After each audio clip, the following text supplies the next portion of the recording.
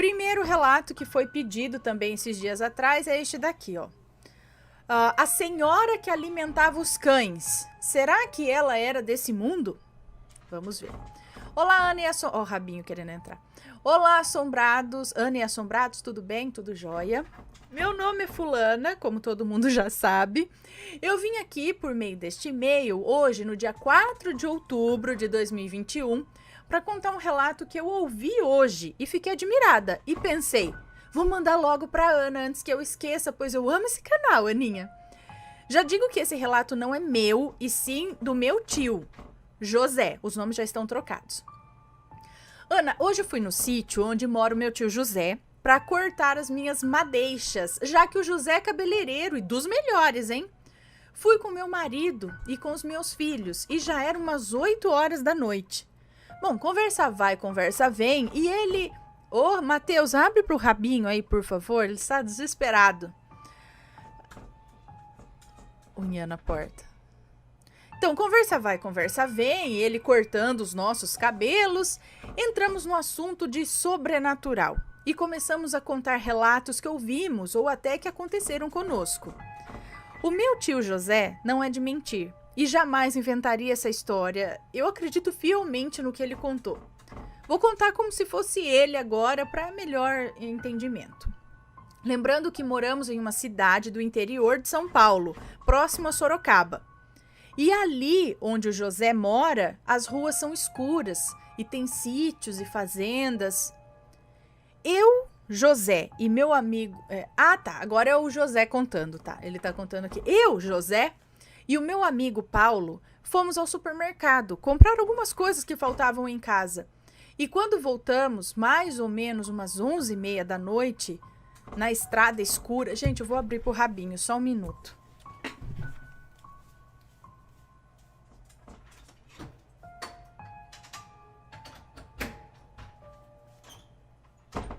Vem, Rabinho.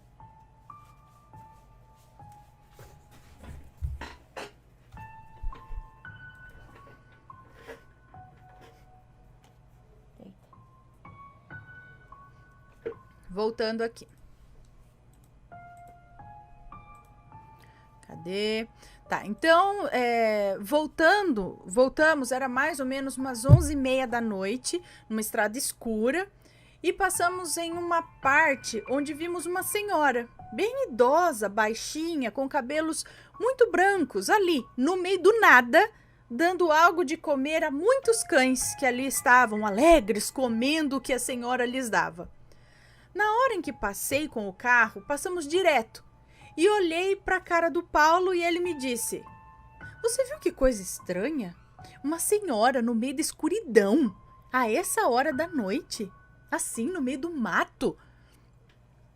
Vamos voltar lá para perguntar se ela precisa de alguma coisa?" E eu, na mesma hora, virei o carro e fomos até ela. Chegando lá, nos aproximamos e de dentro do carro eu perguntei, né? Falei: "Boa noite, senhora, tudo bem? Boa noite, tudo bem com a senhora?" E ela tinha os cabelos muito branquinhos, mas era um branco, chegava a ser reluzente. E ela respondeu: "Boa noite, eu tô bem, obrigada." E aí eu perguntei: "O que a senhora tá fazendo a essa hora sozinha por aqui?" E ela respondeu: "Tô aqui alimentando esses animais, pois alguém precisa cuidar deles, né?" E Ana, os cães faziam uma festa. Só pareciam estar felizes com aquela senhora. Eles eram cães de rua. E eu disse a ela que eu também cuidava de alguns cães no sítio. E então ela me disse: "Cuide sim, meu filho. Você, cuidando dessas pobres criaturas, estará trabalhando para Deus." Até que eu, José, perguntei a ela se ela queria uma carona até a casa dela. E ela respondeu: "Não precisa, eu moro ali, na casa do João Almeida, sou vó dele." E então eu me despedi e fui embora. Eu e Paulo sentimos que aquilo era estranho e aquela senhora não era normal. Era muito diferente, não sei explicar. Até que chegamos em casa e eu, encucado com aquela história daquela senhora, tão tarde, na escuridão, tipo, ela não tava com uma lanterna, com alguma coisa ali. num breu. Acho que eles só enxergaram a mulher por causa do farol do carro, acredito, né? Porque ela tava no meio de escuridão, alimentando cães. Não fazia muito sentido. Lembrei, então, que eu tinha contato com a filha do seu João Almeida, que, segundo essa senhora, né, era filho dela. Então, mandei uma mensagem no WhatsApp para ela. E ela não. E na mesma hora eu perguntei se a avó dela tinha chegado bem em casa. E ela me respondeu: "Você tá maluco? Que história é essa? A minha avó já faleceu há muitos anos. Morreu na década de 70. Aí eu, muito intrigado, contei tudo o que houve a ela e pedi para ela uma foto da avó, da avó dela. E ela me passou as características da avó falecida, que eram as mesmas daquela senhora. E ela ainda relatou que sua avó era uma protetora dos animais. Ela vivia rodeada de cães, cuidava de todos, alimentando com muito amor. Foi então que eu caí em mim, né? Me toquei que aquela senhora era mesmo uma alma bondosa e que estava ali cuidando dos pobres cãezinhos da rua. E não foi só eu que presenciei, o meu amigo Paulo também. Que experiência, meu Deus! Então, Ana, esse foi o relato que eu ouvi hoje. Espero que vocês tenham gostado. Os animais são inocentes e Deus sempre dá um jeito de cuidar deles, assim como cuida das aves do céu. Obrigado por ler o meu relato, beijos a todos e até um próximo relato. Um beijo para você, muito obrigada. Gente, ela faleceu na década de 70 e tá aqui ajudando os bichinhos ainda. Mas assim, aí o espírito ele fica aqui o tempo todo ou ele vem de vez em quando? Ele fica lá, aí ela fala, eles estão precisando. Aí ela desce e ali no entorno da casa dela, ou não, ou ela nunca foi embora. Ela sempre ficou cuidando dos animais, dos arredores ali do sítio. Mas, gente, desde a década de 70. Mas na década de 70 ela já era uma senhorinha de cabelos brancos? E é mãe do tal do João Almeida? Tá, às vezes o João Almeida já é mais velho também, né? Mas na década de 70 é muito tempo pra ela já ser velha e tinha que ser tipo meio que bisavó dele, sabe? Bom, não sei. Mas interessante, não duvido não. Acontece muito.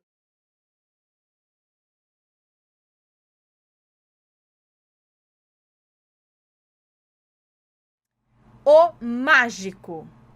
É uma moça que nos conta. Olá, Ana, olá, assombrados, me chamo Fulana, mas pode me chamar de Fulana, e esse relato não terá nomes.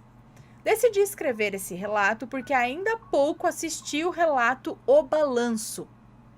Essa sombra de chapéu decidi chamar de O Mágico.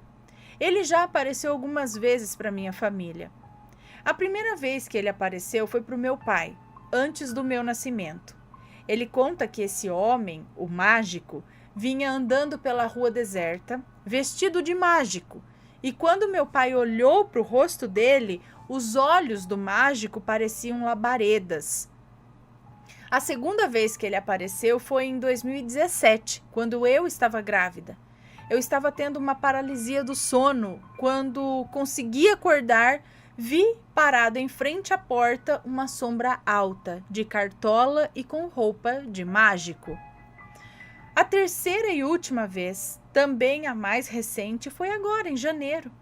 Eu estava com a minha mãe na cozinha, mostrando algumas mensagens no meu celular, quando eu vejo a minha gata na entrada da cozinha rosnando, chiando e olhando para cima.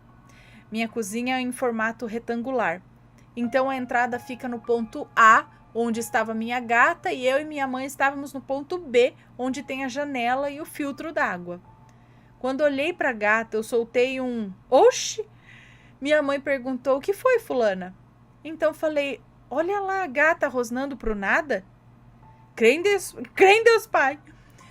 Pode me chamar de louca ou qualquer coisa do tipo. Se eu não sou sozinha, porque minha mãe também viu. Quando eu falei isso, nós duas vimos uma sombra de chapéu de mágico. Minha mãe, então, pegou uma água benta que estava guardada lá e começou a aspergir na casa enquanto rezava. Ela começou pela cozinha, foi para a copa, sala, para o quarto dela e então foi para o último cômodo que faltava, o meu quarto. Quando ela foi abrir a porta do quarto estava trancada. Ana, a porta do meu quarto é uma porta de correr. Nem tranca ela tem. Não tinha nem como estar trancada. Quando minha mãe me falou que estava trancada, eu fiquei com uma raiva. E falei, mas vai abrir agora. E puxei a porta com tudo para abrir e a porta caiu. Arrumei a porta e minha mãe terminou de aspergir a água benta pela casa. Ana, você pode até me falar que eu não devia ter ficado com raiva naquela hora. Mas o bicho teve sorte que ele era espiritual e não físico. Primeiro que entrou na minha casa sem a minha permissão. Assustou minha gata. Aí ficou com medinho e se escondeu no meu quarto? Ana, foi esse meu relato. Obrigada por ter lido. Um beijo para você e toda a família. Desculpa pelo relato longo e possivelmente de difícil compreensão. Não, eu entendi. O que ela chama de mágico, o que o pai dela chamava de mágico, é porque ele usa uma cartola e talvez uma capa. É isso? Uma roupa preta?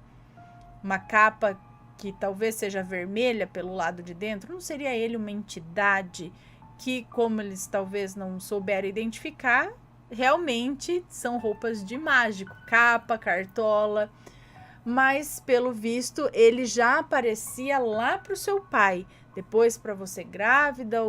O que essa entidade está fazendo? O que esse ser, não sei o que, está rodeando?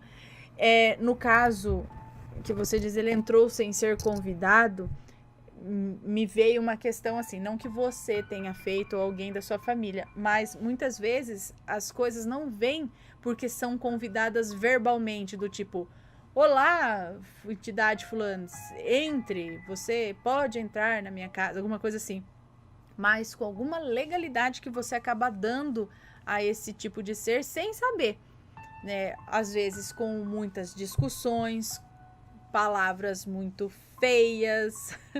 Parece que eu tô falando pra criança, né? Não pode falar palavra feia que o bichão vem. Mas é mais ou menos isso. Sabe? Com atitudes erradas. Essas coisas. Coisas que prejudiquem outras pessoas ou que prejudiquem a você mesmo. Essas coisas talvez deem legalidade para coisas entrarem. Entendeu? Então, às vezes, a gente convida, não conscientemente, mas inconscientemente, com algumas atitudes ou alguns pensamentos, ou sei lá, não pensamentos. Porque você pensa, meu Deus, não pensei sem querer, foi sem querer que eu pensei. Mas acho que essas coisas, né, de pensar, fazer mal não fazer mal para outra pessoa, essas coisas que deixam a energia baixa, sabe? Aí acaba atraindo. Mas o que é? Alguém aí mais já teve experiência ou sabe quem pode ser esse mágico? Ou não, era roupa de mágico mesmo, de repente tinha lá um colete com as purpurinas, a luva branca, assim, um fraque, né, com aquelas coisinhas atrás, assim. Alguém mais já viu? E essa entidade parece que acompanha, né, tá ali.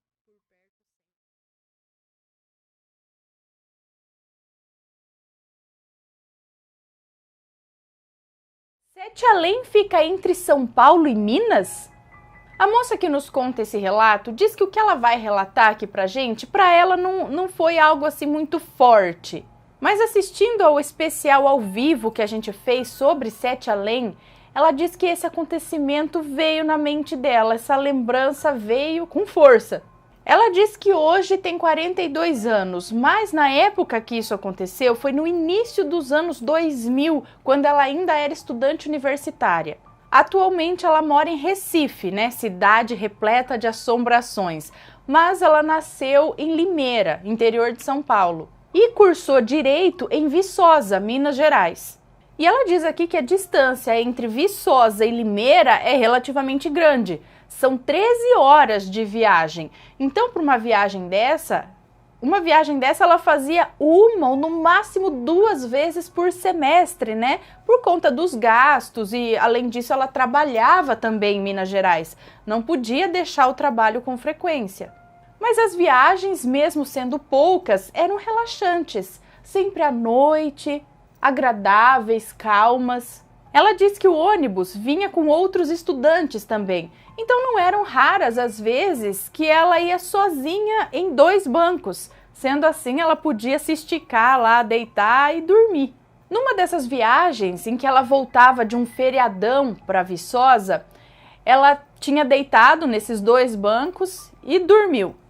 Quando foi por volta das 2 da manhã, o motorista resolveu fazer um intervalo e ela escutou ele dizendo: 15 minutos, pessoal, 15 minutos. Sabe aquelas paradas que os ônibus fazem em viagens muito longas? Então, você pode descer, ir no banheiro, comer alguma coisinha e depois volta pro ônibus para seguir viagem.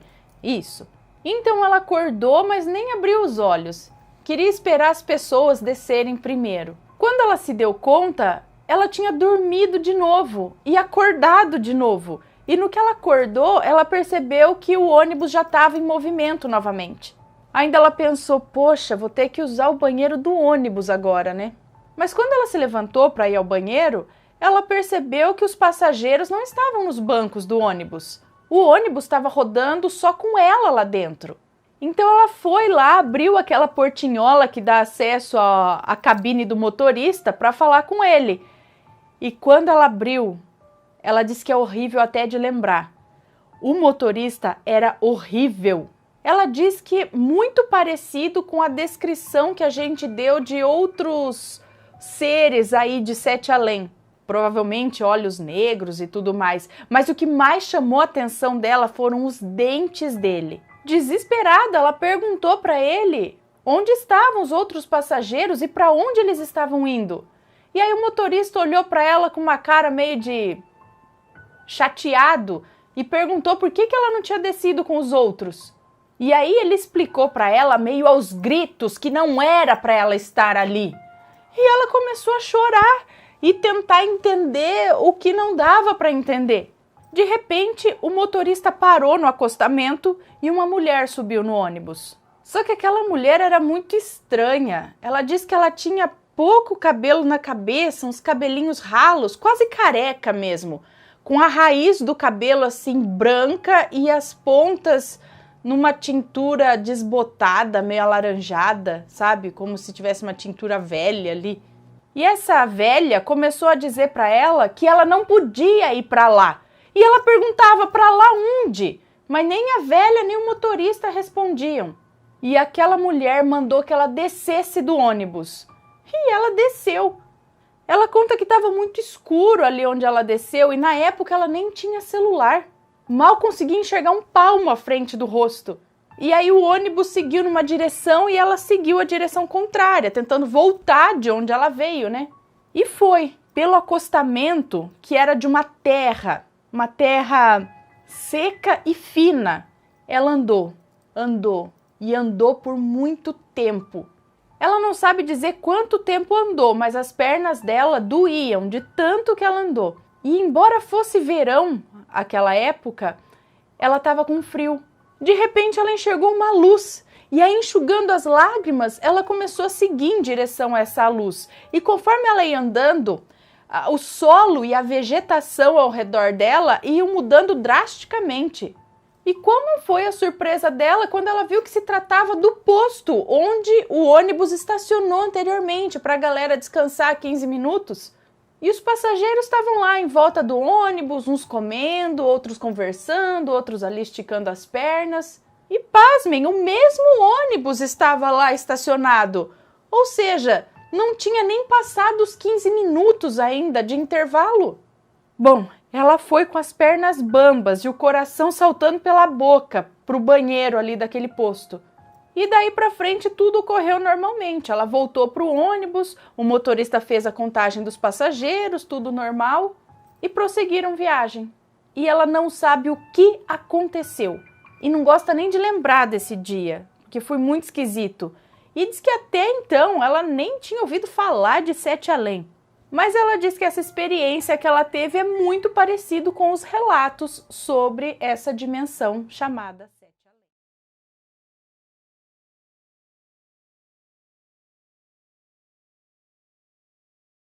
Que ser era aquele que estava dirigindo? A moça que nos conta esse relato diz que isso aconteceu com a mãe dela lá no início da década de 90, em Americana, interior de São Paulo. E a partir de agora, quem conta esse relato é a mãe dela. Bom, a mãe dela conta então que estava subindo a rua para ir para casa, né? Para casa onde ela morava na época com a mãe. E ela conta que dos dois lados da rua tinha carros estacionados e ela estava andando ao lado de uma fileira de carros, quase que no meio da rua, mais pro lado de uma fileira de carros. Até que ela viu um carro descendo aquela rua, vindo de encontro a ela. E ela viu que quem vinha no carro era uma prima dela. Ela conheceu na hora pelo modelo do carro e pela placa. Então logo ela olhou no banco do motorista para cumprimentar a prima, né? Para acenar, cumprimentar ela. Só que não foi a prima dela que ela viu sentada no banco do motorista. Era um outro ser. Era uma espécie de um bicho grande, com chifres, olhos negros e uma pelagem clara e curta. Foi isso que ela viu. Esse bicho estava dirigindo o carro da prima dela. E logo que ela viu esse bicho, ela correu e subiu na calçada. E ela diz que pelos relatos que ela ouve aqui no canal, esse bicho talvez se pareça com um lobisomem ou um bestial. Lobisomem não tem chifre, né? Mas algum bicho desses. O bicho não disse nada. E assim que ele passou, que o carro passou por ela, muito audaciosa, ainda olhou para trás.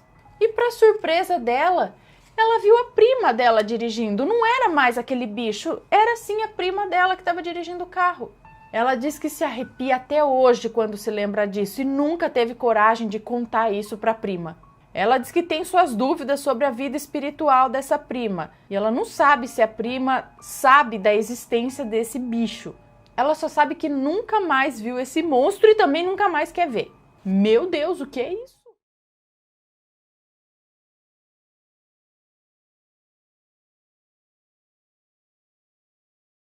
E vamos ler mais relato.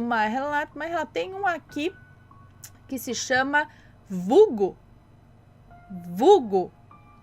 V-U-G-O. Vugo. Vamos lá. Olá, Anne assombrados. Sou fulana, mas pode me chamar do quê de fulana? Sou casada, tenho um filho de 14 anos e moro em São Paulo, capital. Amo o canal, estou por aqui desde o início e já sou membro há 2 anos. Assisto vocês todos os dias, quando estou fazendo faxina e na hora da academia. É tão bom ficar ouvindo relatos nessas horas, parece até que o tempo passa mais rápido, eu amo. Obrigada, legal. Já tive a hora de ter alguns dos meus relatos contados por você no canal.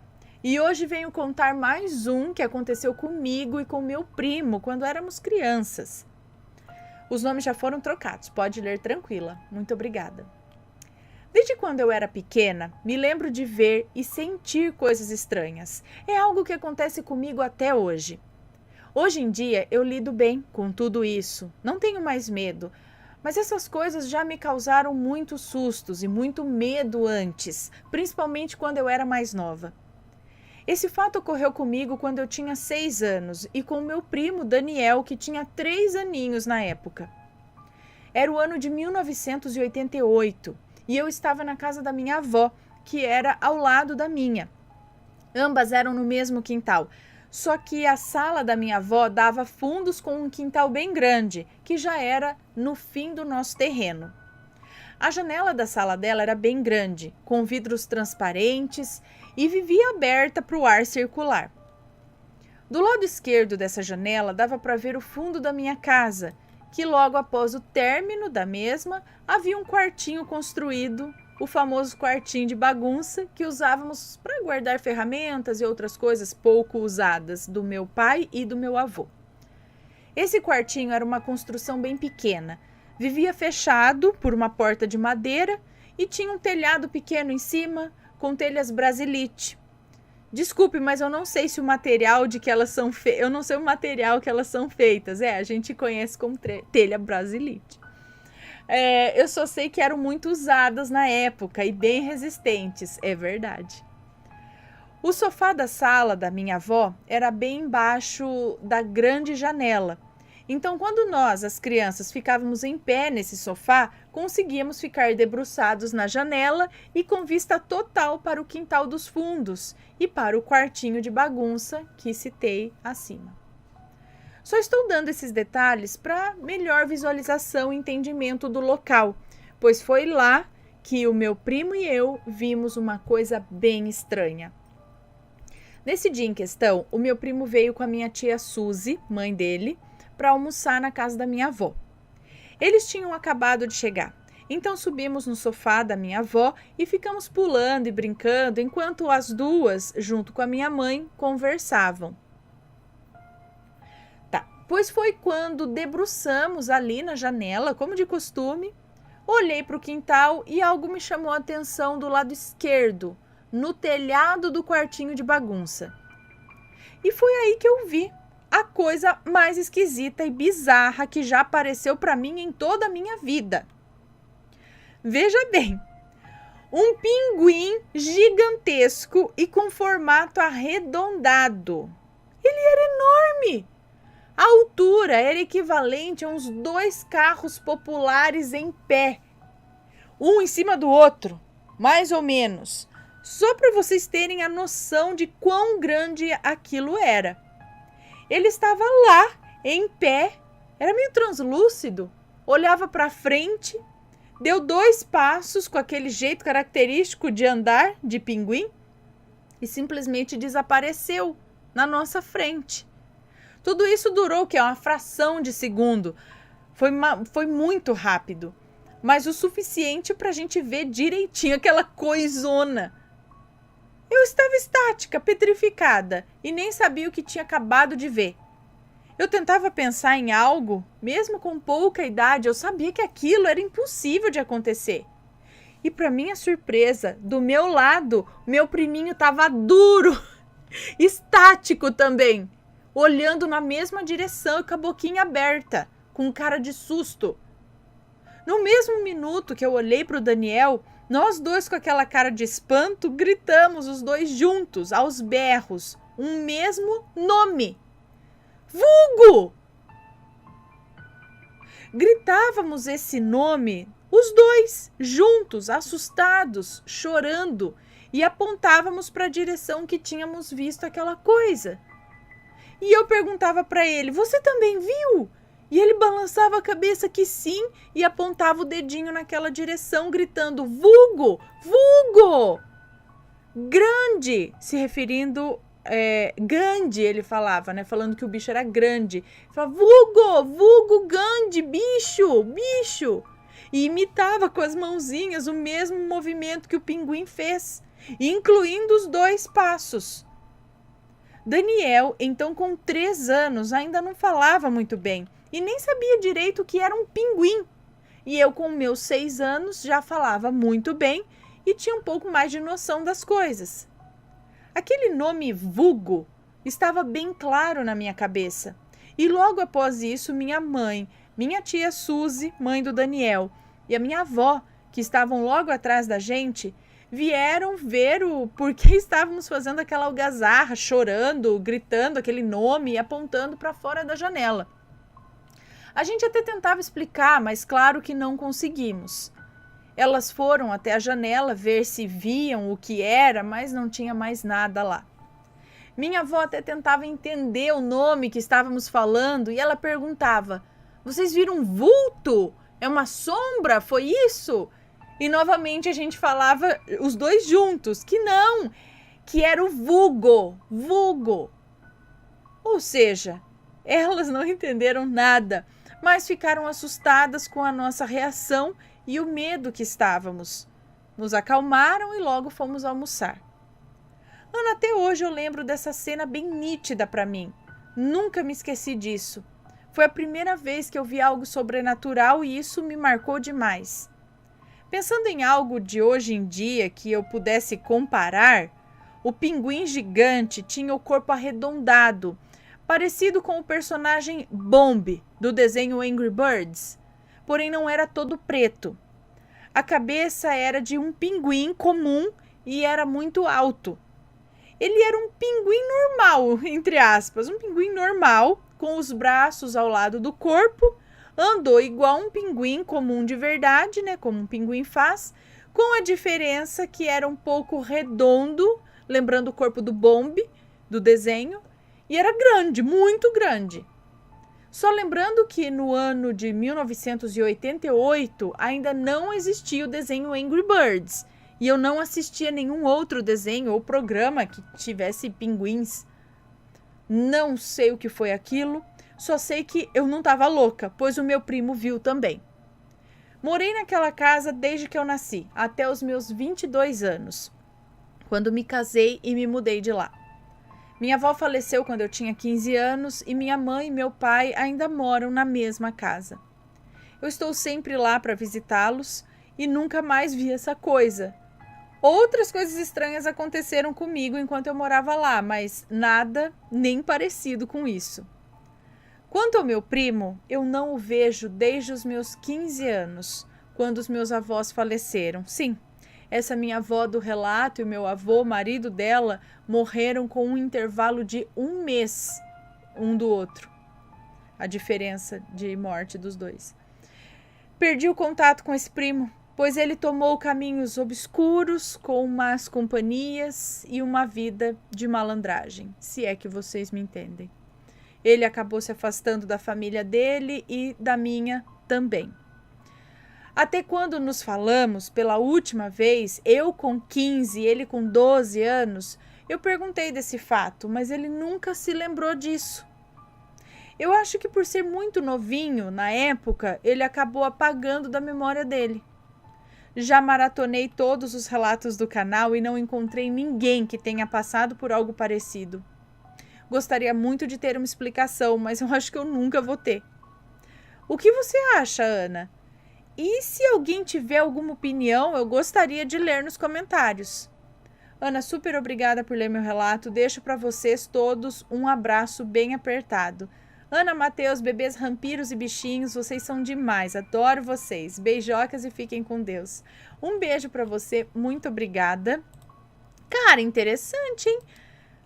Os dois viram. Ele não lembra, mas eu também vi Papai Noel com outros primos e eles não lembram mais, só eu. Um ser de outra dimensão. Cara, que coisa esquisita, um pinguim. Mas ele era um pinguim, tipo um pinguim, não de desenho, um pinguim normal, de bicho mesmo, de bicho. Só que arredondado, muito grande, em cima do telhado. Não faz sentido. Ele andou em cima do telhado, mas o tamanho dele ia ultrapassar o tamanho do telhado. Foi no telhado? Não, foi à esquerda do quartinho. Não. E esse nome que veio na cabeça dos dois, Vugo? Vugo? O que é isso? Você já chegou a pesquisar o que poderia ser Vugo? Porque eles viram o pinguim e os dois assimilaram essa palavra na cabeça. Então, será que é um ser... Sei lá. Eu já vi relatos de pessoas que viram até desenho animado. Tipo, já viram o Pikachu, a Mônica andando, sabe? Mas esse daí não era nenhum personagem conhecido das crianças. Bom, deixem aí seus comentários, tá?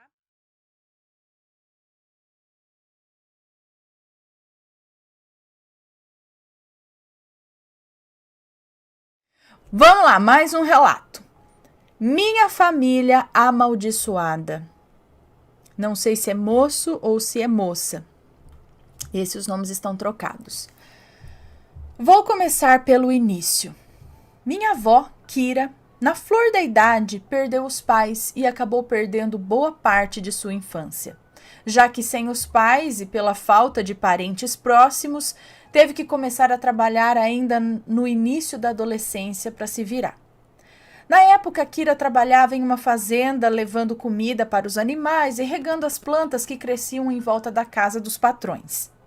Kira foi crescendo ali, naquele lugar, enquanto nutria uma paixonite pelo filho mais velho do casal dono da fazenda.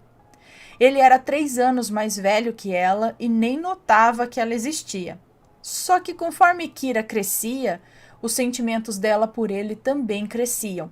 E num ato de desespero por saber que o mesmo estava de casamento marcado com a filha de um político local, minha avó fez a maior borrada de sua vida. Ela vendeu a alma para o demônio. Kira disse antes de morrer que estava cega pelo desejo e que não pensava em mais nada a não ser no seu amado. E isso a motivou a fazer o pacto. Nesse pacto, ela pediu claramente que ele a amasse e a desejasse mais do que tudo. E foi isso que aconteceu. Ele desfez o noivado e a pediu em casamento. Eles até chegaram a se casar, mas na lua de mel o rapaz sofreu um ataque fulminante e morreu. No auge dos seus 23 anos. Kira ficou em choque e por anos se resguardou para o amor, até que conheceu outro homem que mexeu com seus sentimentos, o meu avô. Com esse sim, ela teve uma vida feliz até que seu primeiro filho nasceu. De acordo com a minha avó, no dia em que a criança completou 6 meses, um homem apareceu na casa dela. Esse homem disse estar ali para cobrar uma dívida antiga. E Kira, que no momento não se tocou do que o homem falava, perguntou o que ele queria. Ele, sem esboçar nenhuma emoção, mandou que ela eliminasse o seu filho e fizesse um negócio com sangue enquanto professava seu amor por Lúcifer. Kira ficou assustada e ordenou que o homem saísse dali, que jamais ela faria isso. O homem foi embora, mas disse que nem ela, nem aquela criança estariam seguros enquanto a dívida não fosse paga. A partir daquele dia, as noites para minha avó ficaram insuportáveis e o meu avô, 2 semanas mais tarde, foi encontrado morto.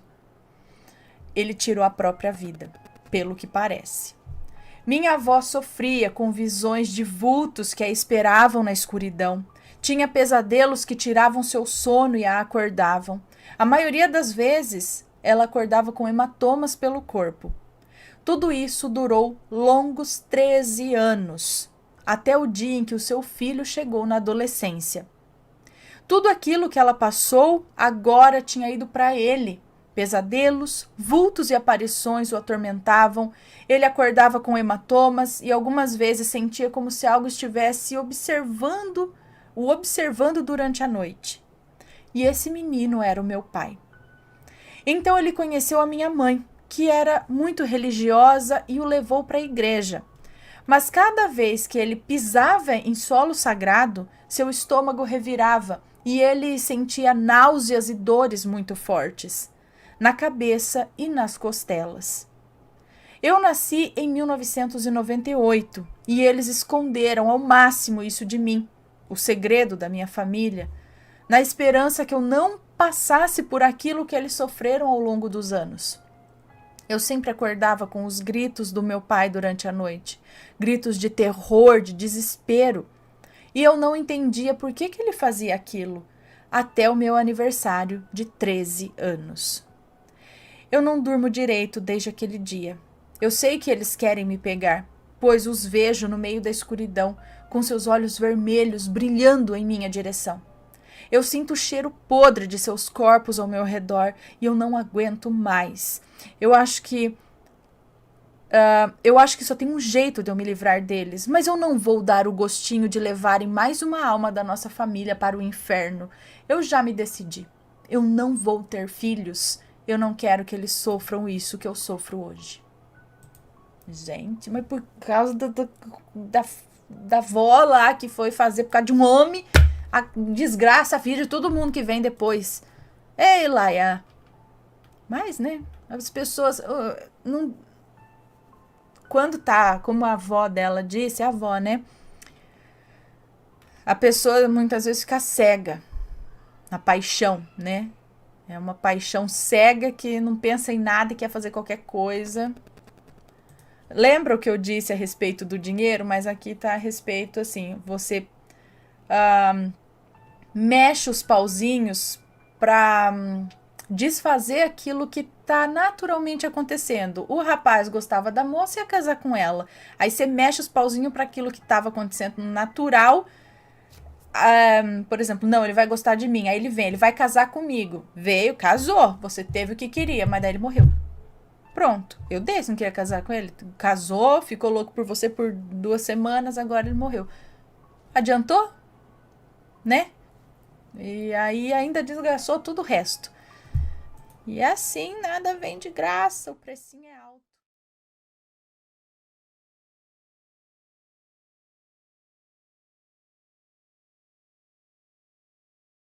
Vamos lá.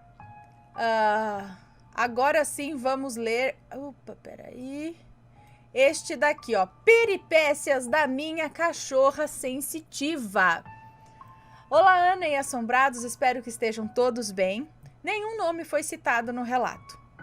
Ana, faz 4 anos que tenho uma cachorrinha bulldog francês preta, que vou chamar aqui de Lilo.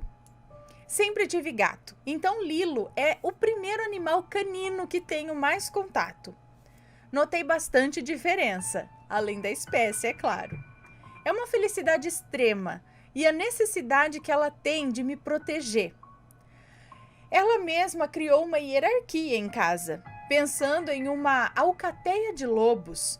Meu marido é o alfa, na cabeça dela, e eu sou o ômega, posição mais baixa na hierarquia.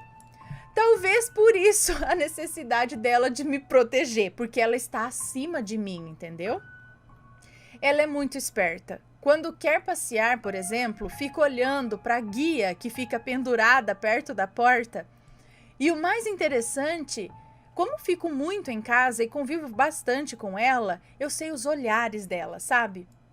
Quando ela quer me mostrar algo, ela fica olhando fixamente para mim e dá um latido meio baixo e abafado. Aí eu me levanto e ela me leva para onde ela quer.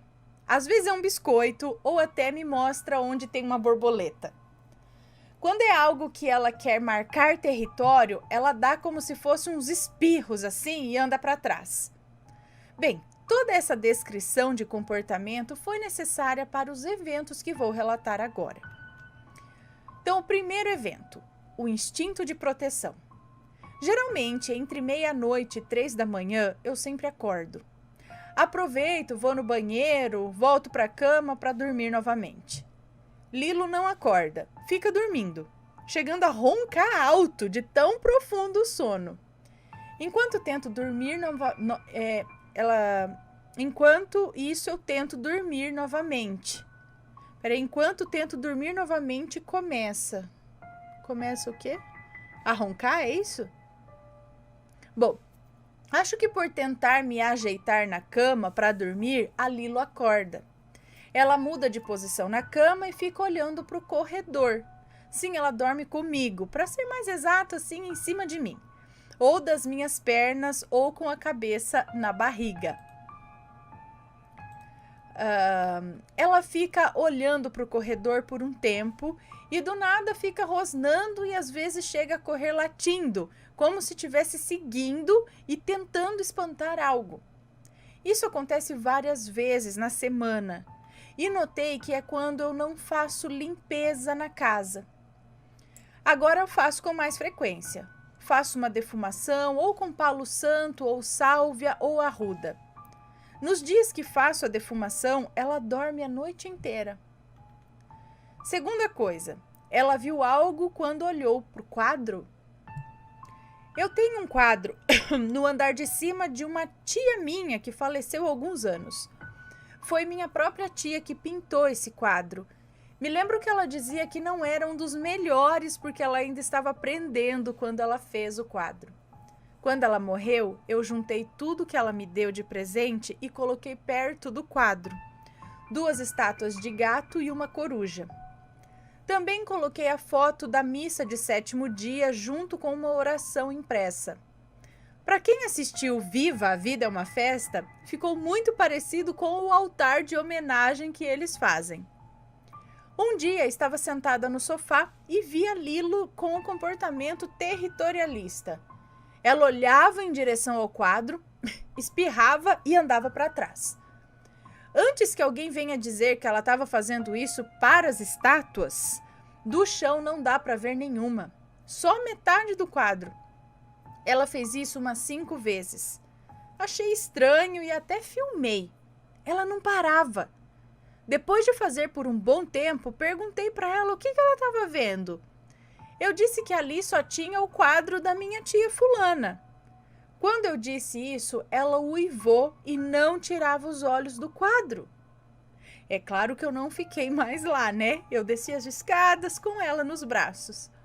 Não fiquei com medo, mas ela estava visivelmente incomodada com algo. Eu ainda disse antes de descer: "Ô, tia fulana, não perturba a cachorra, não." Depois desse dia, ela nunca mais nem olhou para o quadro.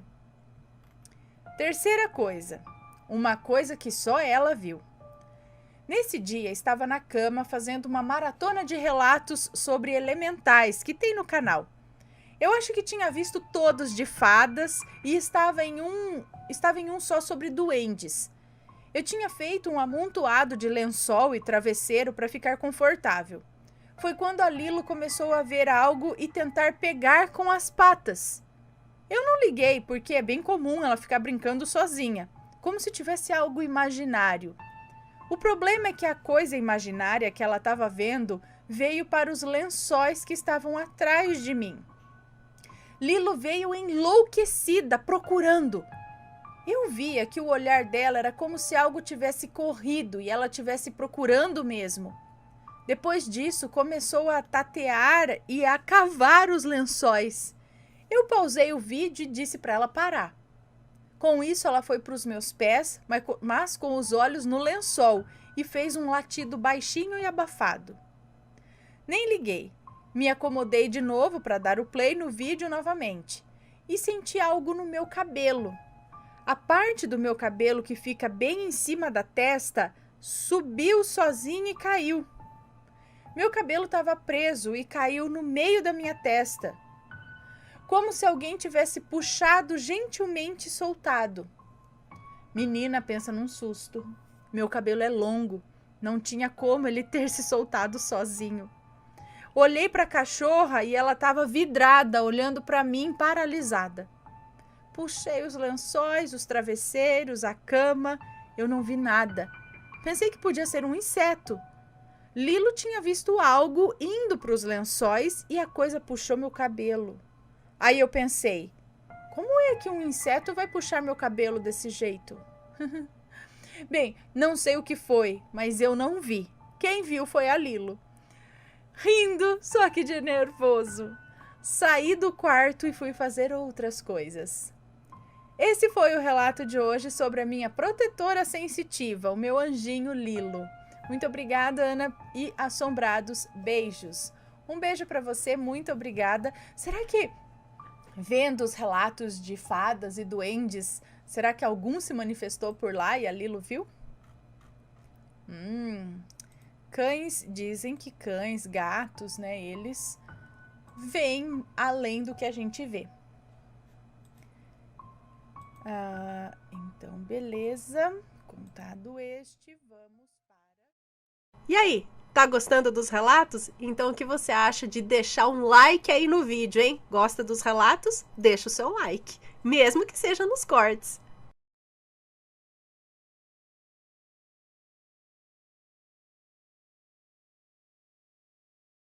Ok, então vamos agora pro relato de hoje, que não é um relato muito longo, mas é aqui sobre dias de finados, tá? Dia 2, dia de finados. Vamos lá. Olá, Ana, tudo bem? Eu sou a fulana e vou contar um relato para você. Eu enviei anteriormente 3 relatos, ok? Aí eu mandei 3 relatos que o título é O Conto das Três Marias, é isso. Com medo de deixar muito longo, acabei resumindo. Então vim com o relato dela, que realmente me deixou mais surpresa, eu diria. Os nomes estão trocados. Ok, vamos começar. Conto das Três Marias. Então, bom, não sei. Vamos lá. Eu não lembro, gente. Alguns aí eu acabo não lembrando. Mas vamos ver do que se trata este relato aqui. Bom, a minha mãe tinha muitos irmãos. Ao todo, eram 7. E eu lembro de um deles que passou um tempo lá em casa em busca de emprego na capital e melhores condições de vida. Vou chamá-lo de tio Ed. O tio Ed era muito engraçado, divertido, inteligente também, uma pessoa batalhadora. Mas ele tinha 2 terríveis problemas em sua vida: a cachaça e o cigarro. Apesar de viver bêbado, ele nunca tratou nem a mim, nem a nenhum dos meus irmãos de forma ruim, nem nada disso. Ele sempre nos tratou muito bem, mas sabíamos que aquilo não era a vida para ele, né? Então, depois de várias bebedeiras, a minha mãe teve que conversar com ele e ele acabou voltando para o interior. E lá ele continuou sua vida, mas infelizmente nunca conseguiu largar nem o cigarro nem o álcool, o que infelizmente causou várias confusões e discussões na família. Um dia ele foi em casa. Um dia ele foi em cada um dos irmãos com quem ele estava brigado e se desculpou por tudo e disse que tentaria mudar tudo aquilo e que ele ia largar aquela vida. Mas infelizmente ele decidiu isso tarde demais. Ele foi encontrado na manhã seguinte, morto, deitado em sua rede. Ele morreu enquanto dormia.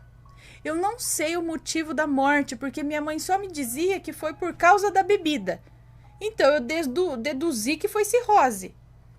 Todos ficaram muito abalados, foi feito o velório e por fim ele foi enterrado no cemitério do interior lá onde no cemitério do interior lá de onde minha mãe morava. Acho que é isso. Pode ser também algum ataque cardíaco, alguma coisa assim, porque a bebida implica em muita coisa, né, no corpo. Cigarro também, enfim, quando há um abuso, né? Passaram-se 3 meses e chegou o dia de finados, que já era costume da minha mãe e da minha tia-avó Maria, a Maria 3 a M3 do relato das 3 Marias. Era costume da minha mãe, da minha tia-avó e alguns outros familiares visitarem os túmulos e acenderem velas, fazer uma oração ali. Assim que chegou em frente ao túmulo do meu tio Ed, minha tia acendeu algumas velas e começou a rezar por ele. E na mesma hora ela começou a passar mal. Então seus netos a levaram para o carro para poderem ir para casa e aí o mal-estar da minha tia não passava. Levou ela para o carro para levar para casa e não passava o mal-estar. Ok. Como já falei antes, no relato lá das 3 Marias, a minha tia Maria, ela era espírita e uma médium poderosa. Muitas pessoas a procuravam para orações, para limpezas espirituais e ela desfazia trabalhos também, mas na época ela já não fazia isso, porque já era idosa. Ela já estava com 87 anos, então já não tinha aquela mesma energia de antes. Bom, quando chegou em casa, eles foram para a cozinha. Antes disso, eu tenho que descrever a cozinha da minha tia Maria. Ela não é uma cozinha grande, é uma cozinha simples, mas tinha uma mesa que se destacava por ser bem antiga e muito pesada. Me lembro de uma vez que estava sendo feito ali umas mudanças por causa do aniversário da minha tia e precisou de 4 homens para mudar aquela mesa de lugar. Para vocês terem uma ideia, tá? Ter uma noção aí do peso dessa mesa. Precisou de 4 homens para mover a mesa de lugar. Bom, voltando ao relato, todos estavam ali na cozinha e a minha tia-avó começou a agir estranho. A forma que ela falava já não era mais a mesma. Ela normalmente andava meio corcundinha, sabe? E mancava de uma perna, mas dessa vez ela estava andando normal, com a coluna ereta. E parecia furiosa quando a minha mãe foi falar com ela. Ela falou com uma voz rouca, parecia mais uma voz de homem do que de uma senhora. Nessa hora, uma das netas, que era espírita também, percebeu o que estava acontecendo e pediu para que todos se sentassem em cadeiras ao redor da mesa, rezando, e tentassem se comunicar com o espírito incorporado na minha tia-avó. E enquanto isso, a minha tia Maria andava de um lado para o outro e seu rosto demonstrava uma mistura de raiva com confusão, como se não entendesse o que estava acontecendo ali. Eu sei que começaram a fazer perguntas e descobriram quem era o espírito. E era o meu tio Ed. O mesmo falava furioso, que não entendia o que estava acontecendo, que ele chamava os irmãos e o meu avô, mas não via ninguém, era tudo escuro, que ele só viu a tia Maria, e aí resolveu ir atrás dela por conta disso. A neta da minha tia, tentando conversar com ele, tentando pedir para que ele procurasse a luz, que a missão dele aqui na Terra tinha acabado. Que a missão dele aqui já tinha acabado, uma coisa assim, explicando que ele tinha morrido e tal. Na hora que ela falou em morte, o meu tio de raiva, dizendo um não tão alto que todos da sala ficaram espantados. E na hora do grito e da raiva dele, incorporado ali na minha tia, colocou as pontas dos dedos debaixo da mesa e com uma única mão ele levantou a mesa assim para cima e colocou no chão de novo. Com as pontas dos dedos embaixo da mesa, que com uma única mão levantou aquela mesa e pôs no chão de novo. Todo mundo, inclusive a minha mãe, não conseguia acreditar no que estava vendo. Ela não conseguia nem reagir. A única que conseguia ainda falar alguma coisa era a neta, que era espírita, da minha tia, a neta da minha tia. Olha, passaram-se horas, até que por fim a raiva do meu tio foi se tornando tristeza. Disse que ele só se lembrava de ter ido dormir e no outro dia ter acordado naquela escuridão. Que ele estava se sentindo sozinho e todos na cozinha continuavam rezando por ele e então acenderam velas, até que ele finalmente saiu e a minha tia-avó desmaiou. Depois de uns minutos, ela acordou sem se lembrar de nada que tinha acontecido. Disse só ter visto o meu tio Ed se despedindo dela e aí ela acordou. Olha, eu sei que foi muito doloroso para toda a família saber sobre isso. E aí todos acenderam velas para ele toda noite. E todos acho que acendem velas para ele, ou acenderam naquela vez velas para ele toda noite de finados, para que ele seguisse a luz. Ou então acenderam velas a noite toda do dia de finados, alguma coisa assim, não entendi, para que ele seguisse essa luz, ou para que ele seguisse, né, continuasse o caminho dele e encontrasse a luz, porque ele dizia que só via escuridão. Minha tia-avó, depois de um tempo, não tocou mais no assunto. Quando era perguntada sobre onde ele poderia estar agora, ela só dizia que ele tinha achado o seu caminho. Minha mãe disse que nunca vai esquecer o que presenciou naquele dia e que aquilo lhe marcou muito. Bom, esse foi o meu relato. Creio que seja no mínimo interessante. Se inscrevam no canal e deixem o seu joinha. Obrigada por ter lido e até um próximo relato meu. Bye! Um beijo para você, muito obrigada. Então, será que está aí a importância, talvez, ou uma das funções ou importâncias da vela no dia de finados, ou você acender uma vela, como, por exemplo, no Dia de los Muertos, não é que eles acendem também velas, eles falam que eles são guiados também pelo cheiro. Então, o aroma, o cheiro, os incensos, tudo é muito importante no caso deles, porque eles dizem que é por aí também que os mortos se guiam, né? Tem a luz das velas também e o aroma. Aí, então, falando da importância das velas, porque essas pessoas, ou algumas pessoas, muitas vezes não tem como a gente saber, porque não é todo mundo que vai, ainda bem, né? Só faltava, que vai e volta e fala, seguinte, eu não estou enxergando nada, que estou no escuro. Você fala, ele está no escuro, então eu vou acender uma vela. Então a gente não sabe, vai que a pessoa tá no escuro. Então por isso o lance de acender velas, seria isso?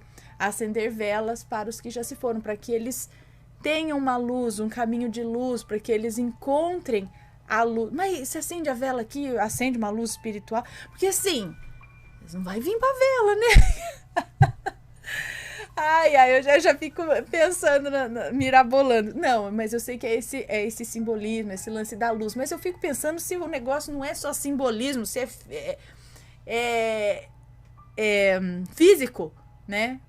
Porque eu já ouvi também alguns relatos falando de um negócio que eles veem na vela, porque não é bom você acender vela para espíritos dentro de casa. Eu vou acender essa vela aqui para uma alma. E você acende dentro de casa. Diz que não é bom, porque então você pode atrair essa alma para a vela? Mas aí...